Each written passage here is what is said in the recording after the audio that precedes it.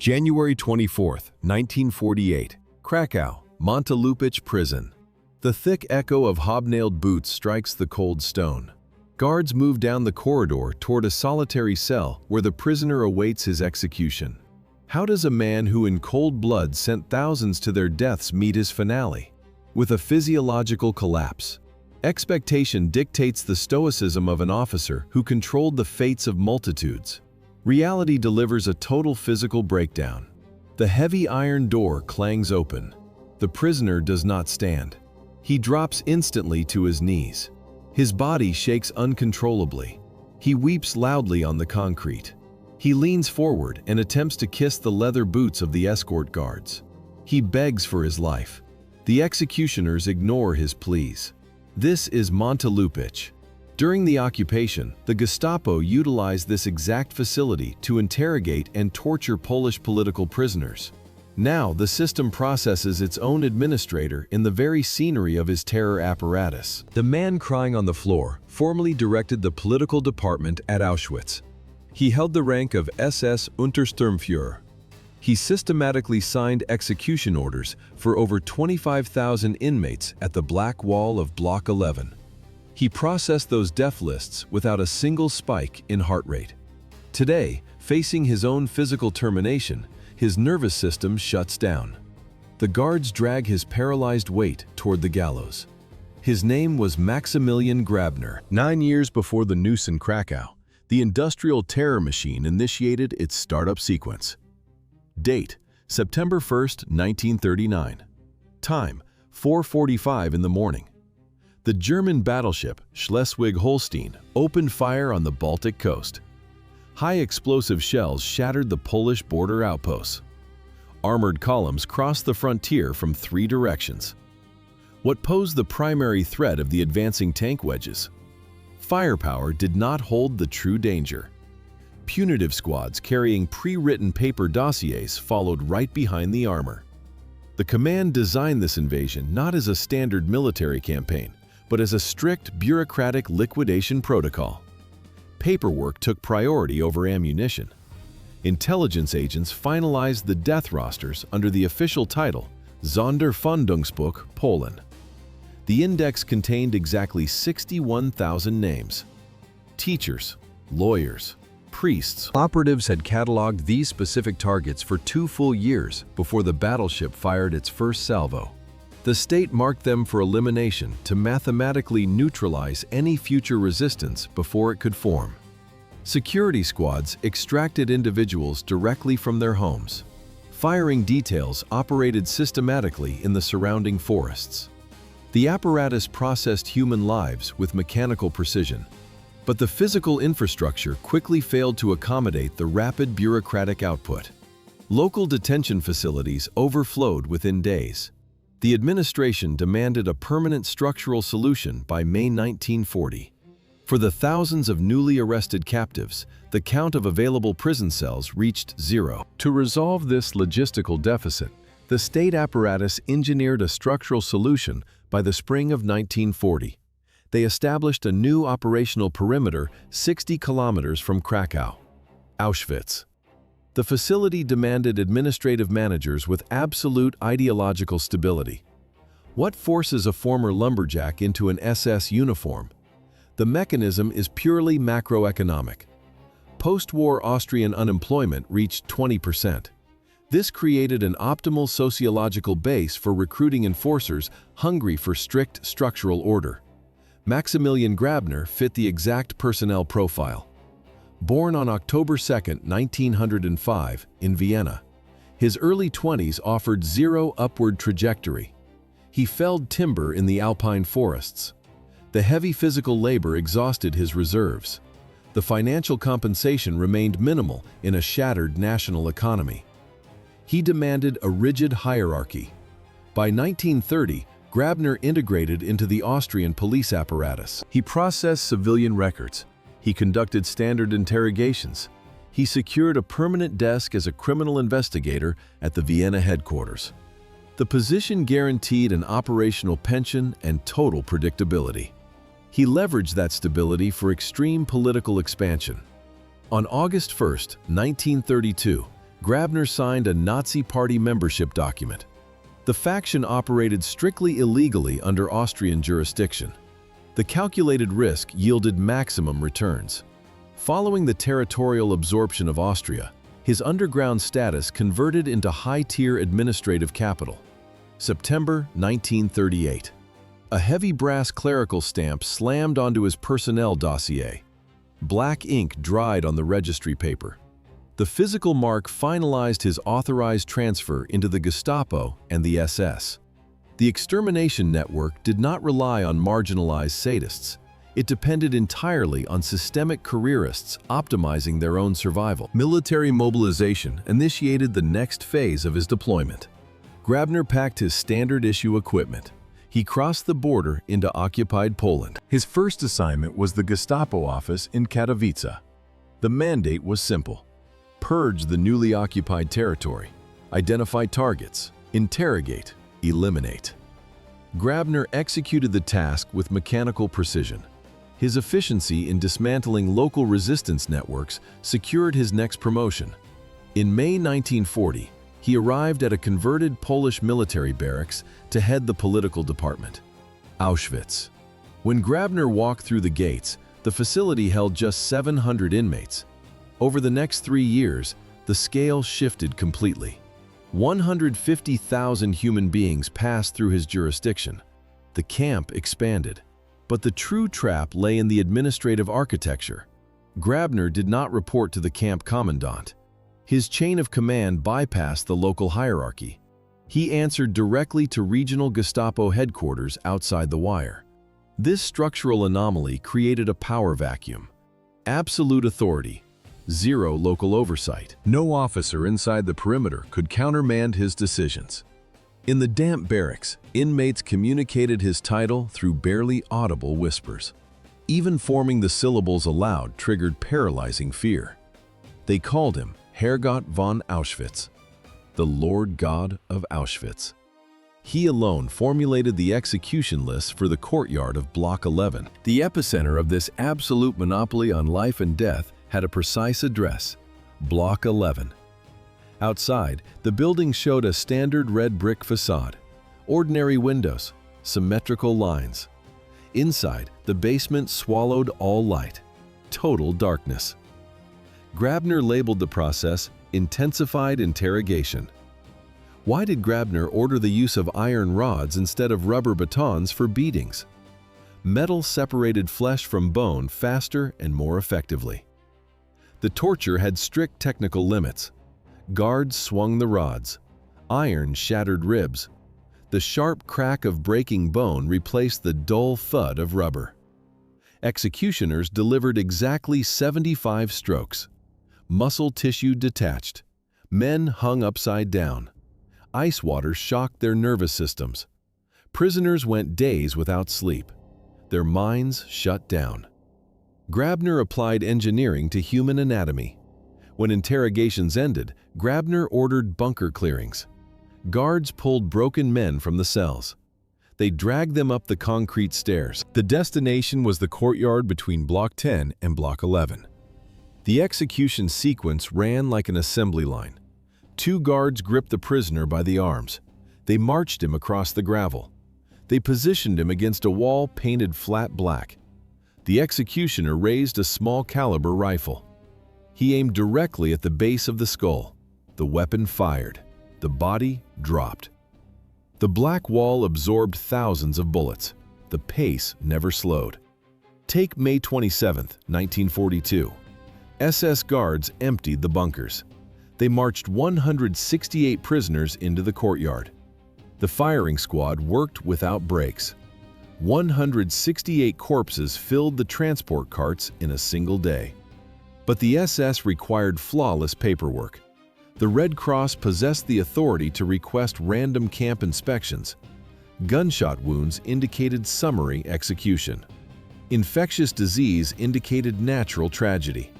Therefore, camp doctors opened the official medical ledgers. They stamped fake diagnoses across the execution lists. They registered every shattered skull as a severe case of typhus. The courtyard of Block 11 handled individual targets. But by 1942, The extermination process expanded to a continental scale. High volume required new crowd control methods. Trains unloaded human cargo at the platform. SS doctors executed the initial selection algorithm. Laborers went to the barracks. The elderly, the young, and the pregnant marched directly to the gas chambers. Grabner optimized the final stage of the sequence. He stood before the condemned outside the old crematorium. He delivered a standardized speech. He spoke calmly. He instructed the crowd to undress for disinfection, promising hot rations and immediate work assignments. This was pure psychological engineering. Panic triggered resistance. Resistance disrupted the extraction timetable. A calm crowd walked into the concrete rooms without force. Heavy steel doors swung shut with a sharp metallic clank. The airtight seals locked. Guards dropped Zyklon B gas through the ceiling vents. The mechanical slaughter generated massive administrative data. Grabner's department processed the paperwork to cover up the industrial extermination. Clerks typed thousands of standardized certificates to classify the murders as routine mortality. In September 1942, Berlin evaluated these efficiency metrics. The regime awarded Grabner the War Merit Cross, second class with swords. The official citation documented the honor as a reward for the flawless execution of special security duties. 2 years before his 1942 commendation, Grabner calibrated his manipulation tactics on the earliest prisoner transports. 1,300 men stood locked in a rigid formation. No food, no water. 20 continuous hours in the biting cold. Tadeusz Fijalkowski had breached the perimeter on July 11, 1940. The first successful escape required a systemic response. How do you force an exhausted crowd to yield the right targets? Grabner weaponized their compassion. He gave his word of honor as an Austrian officer. This extended freeze was never a search operation. It functioned as a standardized SS physiological stress test. The procedure was engineered to fracture collective willpower. These were the first Polish political prisoners. Their solidarity was still intact. Muscle spasms tore through shivering bodies. Dehydration cracked their bleeding lips. Grabner walked out to face the collapsing ranks. He projected a calm demeanor. He introduced himself as a reasonable Austrian. He promised absolute amnesty in exchange for intelligence. No punishment, a strict personal guarantee. Survivor Felix Milke documented the psychological break. Men stepped forward. They held no tactical data about the fugitive. They simply could not watch their comrades freeze to death. Their empathy was a structural vulnerability. Grabner isolated the volunteers immediately. Guards dragged them into the interrogation blocks, beat them for hours, and executed every single man before dawn. The same deception tactics that worked in July 1940 ultimately triggered a systemic failure. The executioner violated internal regulations. Why did the Internal Security Service arrest the executioner of Auschwitz? Not for mountains of corpses, for missing valuables and the lack of proper signatures. On November 30, 1943, internal security agents detained Maximilian Grabner. The warrant came from SS Judge Gerhard Conrad Morgan. Morgan's jurisdiction covered only economic crimes and corruption inside the camp network. His mandate completely ignored the Holocaust. The legal framework classified mass extermination as authorized state policy. Theft constituted treason. Grabner systematically stole belongings from murdered inmates. He hoarded property that officially belonged to the Nazi state. He also bypassed the extermination bureaucracy. 2,000 unauthorized executions. The judicial system treated these dead prisoners not as human victims, but as an undocumented write-off of state inventory. Grabner simply lacked the required paperwork for the killings. An SS court in Weimar opened the trial. The process immediately stalled. Gestapo chief Heinrich Müller flatly refused to cooperate with Morgan's investigation. The bureaucratic machine paralyzed itself. Germany's accelerating military collapse forced the tribunal to terminate the case entirely. Stripped of the SS apparatus, the fugitive crashed into the relentless legal machine of the Supreme National Tribunal in Krakow. How much dignity does a systemic executioner retain in the face of death? In the case of Maximilian Grabner, none. The proceedings opened on the 24th of November, 1947. This first Auschwitz trial prosecuted 40 former camp administrators. It forged a systemic precedent for the legal qualification of crimes against humanity. The court analyzed the mechanics of terror. Survivor testimonies formed a massive paper trail. Witnesses detailed the bunker clearings and the gas chamber logistics. Protocols confirmed a stark operational metric. Prisoners summoned to the political department systematically attempted suicide. They preferred an immediate end over the calculated torture awaiting them inside that specific building.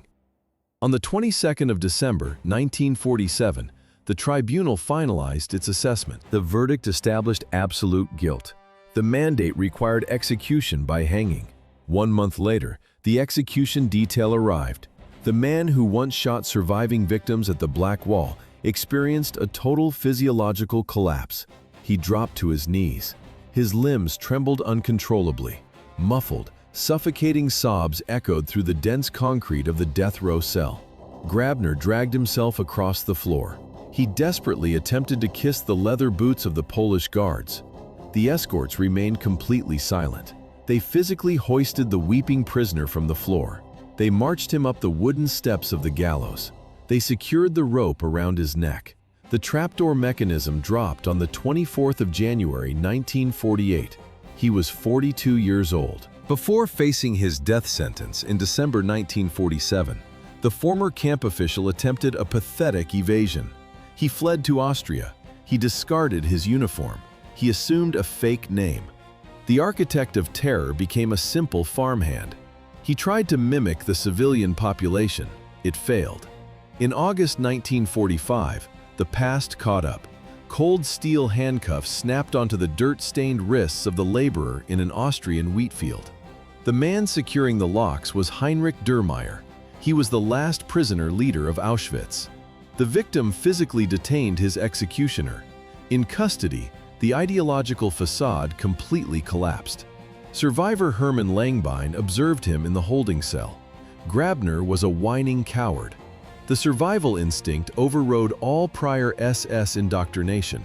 In 1946, he signed an official interrogation protocol containing a clinically absurd justification. Grabner stated he participated in the murder of 3 million people purely out of consideration for his family. 3 million corpses. One bureaucrat protecting his dependents. He officially testified he was never anti-Semitic.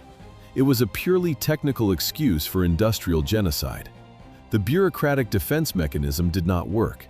His animal instinct demanded a physical exit. Guards searched his cell in January 1947.